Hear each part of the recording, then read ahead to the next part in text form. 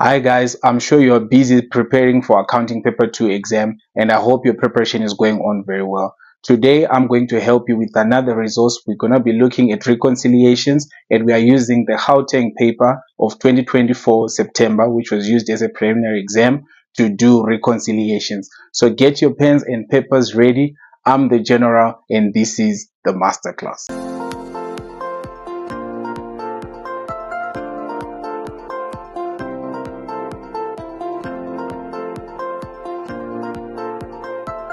So guys, today we're looking at accounting paper 2, Gauteng prelim examination of 2024, and we're focusing on question 1, which is reconciliations. So in this paper, bank reconciliation and debtors reconciliations were the ones that were assessed for 40 marks. So let's start with bank reconciliation. 1.1, the information relates to Fikile traders for August 2024. The business receives its official bank statements on the 25th of each month. So this is where the whole issue starts, because we receive the bank statement on the 25th, yet we are going to continue recording in our books our CRJ and CPJ up until the end of the month. In this case, which would be the 31st. So those days from 26 to 31 will become missing transactions on the bank statement, hence the need to reconcile. So 1.1 says calculate the following: the correct totals for the cash journals, bank account balance in the general ledger, the reconciliation statement, and so we're gonna look at that as we go. So we also have our information here. We have the previous reconciliation statement, because we can pick up some errors that were picked up already that have not been fixed yet, and we have to take them into account. Then B gives us the totals for our journals. C tells us what has been noticed from the July reconciliation statement. So we are going to be coming to that. Then D shows us what appears on the bank statement but doesn't appear in the cash journals, which means this area is very crucial, because this is where most of our updating is going to come from, where we will be updating our journals. Then items in the, so let me actually note it here that this means update journals. All right. And then the next one, items in the journals but not in the bank statement. These items will then be corrected through the bank recon. Then we also have a debit card entry, so we'll read them as we go. So that's the information that we have. So let's start with the first part. It says the correct totals for the cash journals. So the correct totals for the cash journals, use the table provided below. So let's go back to our table. What do we know already? We already know that we have these totals right here. And when you check, you are going to find that those totals are already given as follows. So what do we do now? We go to start adjusting. All right, let's go to the first information. So we start with C. When comparing the July reconciliation statement to the August 2024 bank statement, the following was noted. The outstanding EFT number 672. Let's go to EFT number 672. It means they are talking about this one here. EFT number 672 of 9870. What are they saying about it? The outstanding EFT number 672 and the correction of the error were correctly reflected. They were correctly reflected on the August 2024 bank statement, which means there is no disagreement. That error was corrected. So in other words, this is sorted. We don't have to do anything. The next one, the outstanding deposit on 23 July 2024. Which one are they talking about? On 23 July, this one. The outstanding deposit on 23 July, they are talking about this figure. What are they saying about it? They are saying the outstanding deposit on 23 July 2024 appeared on the 2024 August bank statement, but the amount reflected correctly as 11,500. What happened? It was recorded earlier as how much? 21,500, as you can see over here. So let's understand what happened. The accountant recorded in the books 21,500, as we can see here. Recorded, then she started going to the bank. On her way to the bank, some of the amount, which is how much? The difference between 21,500 and the 11,500, a difference of 10,000 was missing, because she left with 21,500, but when she got to the bank, she only had 11,500. So how much is missing? 10,000 rand. And what has been decided? It was decided to write off the balance. So this amount was written as a CRJ amount, that we received. Now, to write it off, we're going to record it as a CPJ amount. So we go to our CPJ and we are going to write an amount of 10,000. Why are we writing 10,000 here? Because we are writing off the 10,000 that was overstated, because we can no longer treat that amount as an amount received. 10,000 has been stolen, so we must cancel it. But we cannot cancel it in the CRJ. We cancel it by doing the opposite. We go and enter it in the CPJ. We go to the next one. So let's tick the one that we've dealt with. So this one dealt with, this one as well, we have dealt with it.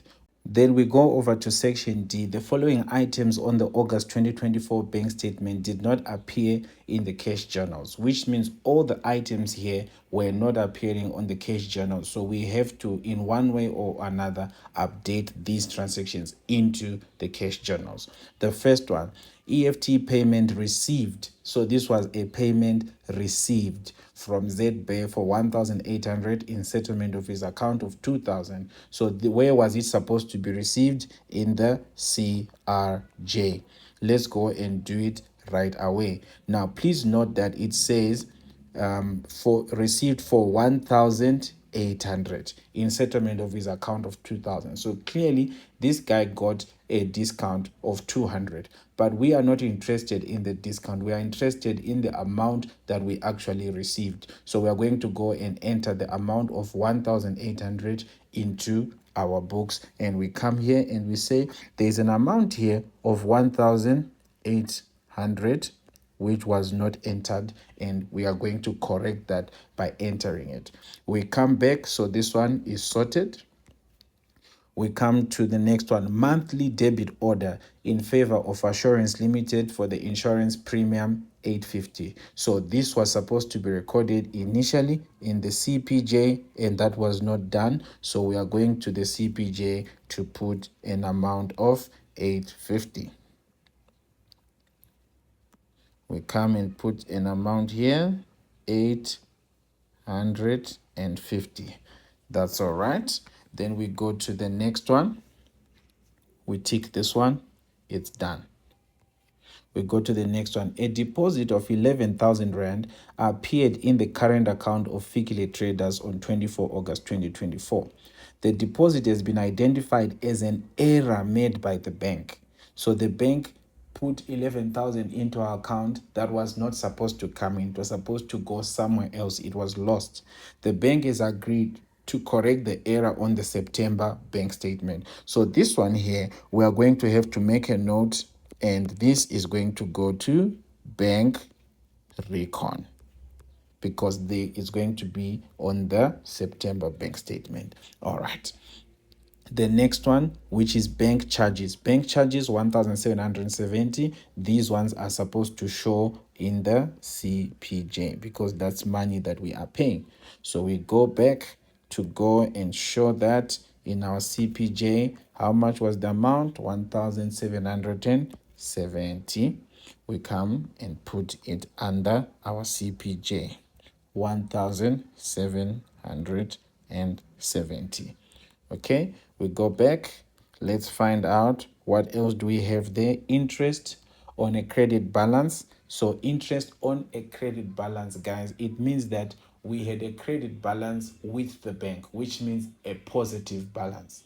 So remember that what is a debit in our bank account will be a credit in our on the bank statement, because the bank statement will report as per their perspective. So they will record money that they owe us as a credit to them because they owe us that money. So it's a credit to them. But on our side, in our bank account, it's a debit. So when they say here interest on a credit balance, is from their perspective. So a credit balance, a positive balance for us, and we earned interest on it. So that is interest income. So this would be going to the CRJ. So we go and enter that amount in our CRJ, and we say we got interest, guys, of 2,160. All right. All right. Let's just check the other transactions, that are the other information to see. So let's tick this one is covered. This one we will still come back to via bank recon. Let's go to information E. Items in the journal but not in the August bank statement. So these items are in the journal. We don't need to do anything here. So we will come back for bank recon. Let's go to the next one. A debit card entry, that's F. A debit card entry on 30 August 2024 to withdraw cash for wages of 32,000 was not recorded on the statement. The bookkeeper was not informed. So in this case, the bookkeeper was not informed. So if the bookkeeper was not informed, it means they did not record it. All right. So that means this amount here of 32,000 must be recorded. But where is it being recorded? It's money that was withdrawn. It says to withdraw cash for wages. So this would be ordinarily in our CPJ. So it's not there. So we need to go and put it in our CPJ. We go there and we say, all right, there is a missing amount here of 32,000. All right, that's good. We go and check which other one have we not dealt with. So this one has been dealt with. Credit card sales appeared correctly on the bank statement as 12,300, but in the CRJ as 21,300. In other words, the CRJ was overstated by how much? The amount was supposed to be 12,300, but we wrote 21,300. Imagine such an error. So that transposition error, they vice versa 2 and 1. So what did it cost us? So the difference there is actually 9,000, which means CRJ was too much by 9,000. So how do we go to fix it? We'll go and fix it through putting that figure in the CPJ. All right. So we go back to the CPJ and we are going to put an amount of 9,000 Rand. So we are actually done with all the figures here. So we are going to add our figures for the CRJ. If we punch all of that into our calculator, we get a total of 162,060. All right. Then cash payments journal, when we punch all of that into our calculator, we get a total of 148,410. So we get our 8 marks for that. Hi guys, sorry to disturb your video. I just want to quickly tell you 3 ways in which you can support the channel. Number 1 is to watch the ads. So the ads that come before the video, during the video, and after the video are actually linked to this video. So when you don't skip the ads and actually watch, we get rewarded by advertisers. Number 2, you can invite me to your school, either for a school function like a prize giving day or a revision camp.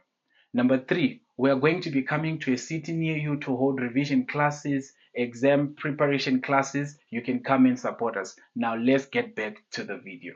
If we go up in the information, we are going to find out that we already have a balance that is given.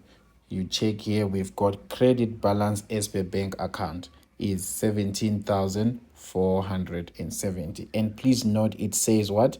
Credit balance. What does it mean when a bank account has a credit balance? It's a negative balance. So it means that this is on the credit side. So we come here. When we are calculating, we have to take note of that amount is actually a negative amount. So we come here and we say negative 17,470 is what we already have. Then we are going to take the balances that we got, the CRJ balance, which is 162,000. We edit 162,060. Then we subtract 148,410 from the CRJ. And when we do that, we get our answer. We just punch that into our calculator, and our answer is going to be negative 3,820, which means that the new bank account balance in the general ledger should be negative 3,820. Then we move on. Let's go to our bank reconciliation statement. So in bank reconciliation statement, guys, we've got two ways of doing this. We've got a 2-column method and we've got a 1-column method. I would say do a 1-column method, but anyway, different strokes for different folks. So I'm going to do both of them, then you can be able to decide for yourself which one do you like to do. So we're going to say balance as per bank statement. That's the first thing. Then so let's work without it, and then we put in the figures, and then the answer is going to come out. You will see as we go. So let's go and take our information and put it one by one. So remember the things we said we are going to use. All right. So we have EFT number 633 of 14,600, which is not appearing. So how would this have affected our bank statement? It would have decreased the bank balance. And remember, if the bank balance is positive, it will be credit. If it is decreasing, it will be debit. So this would have debited the bank account. What about cash deposit from Masuku P? This is a money that is coming into the account, and this would have increased the account, and this would have been shown with a credit. What about the one that we left earlier? This one here. It says a deposit of 11,000 appeared in the current account of Figile Traders on 24 August. The deposit has been identified as an error made by the bank. It was credited to us in error. How do we correct that? We have to sort that out by putting it as a debit. That's how it's going to be sorted. So our focus here, guys, will always be, does this thing increase the bank balance or decrease the bank balance? If it increases the bank balance, it will be credited. If it decreases the bank balance, it will be debited. All right, so let's go. We always like to start with the credit, so we're going to start with this one, and we are going to say the cash deposit must be credited. So let's go down. We are doing the 2-column for now. So we come here and we are going to say credit outstanding deposit. All right, that outstanding deposit is how much? 24,620. All right, we go back and say what else is left. We've got EFT number 633, which is supposed to be debited. Let's go back and put that on the debit outstanding EFT. We must actually write the number there, but I don't have space. Then how much is that amount? 14,600. All right, then we do have another debit to make, remember. So this one has been sorted. Then the third one, we said it will also be a debit, and it is how much? It is a debit of 11,000. So we come and correct it here by saying debit amount incorrectly credited, and that amount is going to be 11,000. All right. We then enter our balance as per bank account as the final entry, and that balance is a negative. You would remember from here that it was this figure right here, and it's a negative 3,820. So we go there. A negative in the bank account, remember, means it's a credit. So it's a credit. So we are coming here and putting it also on the credit side. 3,820. Then what do we have now? So we now have almost everything that we need. Now we will figure out where this amount is supposed to go. So let's add this side. We've got 24,000. So we find out what is missing. We've got this 24,620 plus 3,820. What is the total? 28,440. Why are we adding this side? Because it's the bigger side. So obviously the other side is where there's a missing figure. All right. So 28,440 will be the totals for both sides. Now, we have to figure out what is the balance as per bank statement. So if we add these two figures, 14,600 and 11,000, and subtract them from 28,440, we are going to get a balancing figure of 2,840, and that amount is on the debit side, which means that instead of a positive balance, which is credit of the bank owing us money, we are owing the bank 2,840. However, this can also be shown using the one column method. So this will depend on your preference. So the format will exactly be the same. Let's start again the same way we did. We will say balance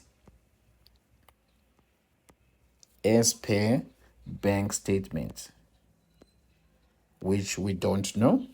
Then we say credit outstanding deposit. When we credit that outstanding deposit, this time, instead of putting it on the credit side like we did earlier, you would see here it's on the credit side. Remember, credit side means plus and debit side means minus. So it means we're going to record it as a plus. So we are coming here and we write the figure 24,620 without brackets because we are saying it's a plus. We come and we say debit outstanding EFT. How do we write that amount? We write it in that same column of 14,600, but this time we put brackets to show that we are subtracting it. Then we go to the next one. How much is that amount? 11,000, and it's on the debit side, remember? So debit means subtract. We put our brackets around it. All right. And we are saying, having done all of this, we are going to get an answer on this side, which will be our balance. That balance as per bank account, we already have it, and it is a negative 3,820. 3,820. Since it's a negative, it will be in brackets. So we are going to do the reverse operation going up. If we're going up, we do the opposite. Which means we are going to say negative 3,820. Instead of saying minus 11,000, we say plus 11,000. Instead of saying minus 14,600, we say plus 14,600. Instead of saying plus 24,000, 620, we say minus 24,620, and our answer will come out as a negative 2,840. So we come here, we write 2,840 in brackets. That's how we get our answer using the one column method. Now we move on to 1.2 debtors reconciliation. The information relates to Sam's shop for July 2024. So 1.2.1 wants us to indicate the corrections. 1.2.2, prepare the correct debtors list on 31 July, showing the workings. Then point 3 and point 4 are theory questions. So we'll look at them one by one. In information A, we've got the balances for debtors control account as well as the debtors list. Then in B, we have the debtors list itself, detailing in each case how much a debtor is owing us or we are owing them. Then we have C, which are the errors and commissions. We have about 5 of them, and we'll take them one by one like that. So let's start with our information. So first of all, we are given the debtors control account balance over here. So you would notice that it has already been placed in our answer book over there. Then let's go on to take the adjustments as we go. Number 1, the total of the debtors allowance journal was overcast by 1,300. What does it mean to say it was overcast? It was overstated. Debtors allowances amounts are always subtracted from the debtors control because this is something that the debtor will no longer be asked to pay. So if we say the debtors allowances were overcast by 1,300, it means we over reduced the debtors control by 1,300. So how do we do that? We have to correct the debtors control balance by adding the 1,300 back because it was over subtracted. So we need to bring it back. So let's go and do that. This is going to affect here, and we are going to say plus 1,300. It doesn't affect the debtors list because one, this is not affecting a particular debtor, an individual debtor, and it is already at a point where it was in the debtors allowances journal, so it was a total. All right, we go to the second one. It says interest of 250 must be charged on the overdue account of M. Smith. So this is going to affect M. Smith individually, but M. Smith is one of our debtors. So this is going to affect both the debtors control as well as the debtors list. So we are going to do both adjustments. But what adjustment are we making? Interest of 250 must be charged on the overdue account of M. Smith. So there's a balance that he has failed to pay the installment or to maintain, and therefore he has to be charged 250, which increases his amount. So in both cases, we are increasing 250 to the amount in the debtors control as well as in the debtors list. So we go and execute that. We come here, we say plus the amount of 250 for the interest, and then we also go and say where is M. Smith, what was his balance to begin with. We find his balance, where he had a debit balance of 7,600. We go and write that balance first. That's where we are working from. So it means we start with the balance for M. Smith, which is 7,600. To that 7,600, we are adding 250 interest. We will see if there are more things that will affect this particular account. So we have dealt with it both in the debtors control account and the debtors list. We come to look for the third one. So we can tick this one that it's done. We come to number 3. An amount of 3,200 received from T. Naidu was correctly recorded. It was correctly recorded. So it means in the debtors control, everything should be fine because it was correctly recorded in the CRJ, but posted incorrectly as 2,300 to the account of T Naidu. So this only affected the debtors list. So in the debtors list, that's where the money is less. We actually received 3,200.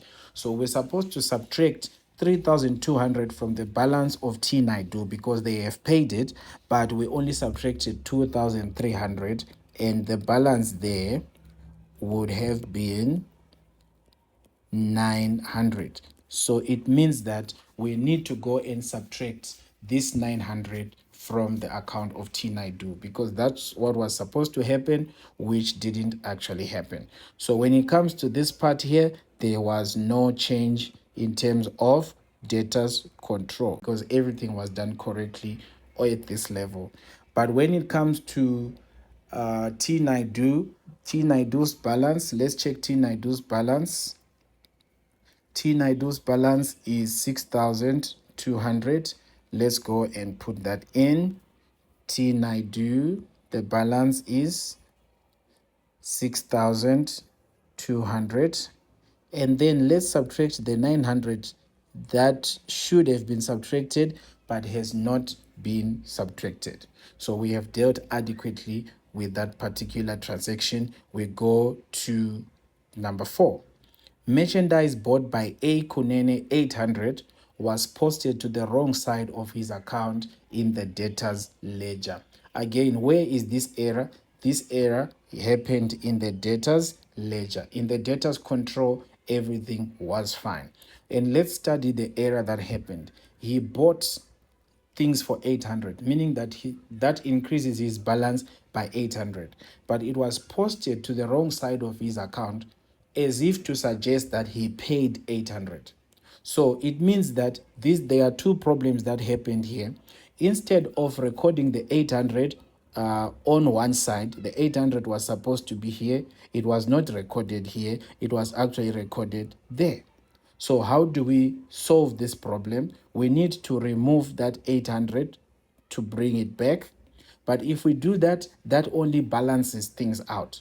That, okay, we have undone what we had done. So now we need to do another 800. So whenever there is a wrong side, there has to be, the correction must always be a double entry on the correct side.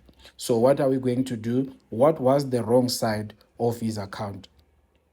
Merchandise bought by A. Kunene 800, it's supposed to be debit, was posted to the wrong side of his account, which means that it was decreased from his account as if he had made a payment. So it was credited to his account, yet it was supposed to be debited. So the correct thing is we should go and debit with a double payment. So we come and say, what is A. Kunene's balance, by the way?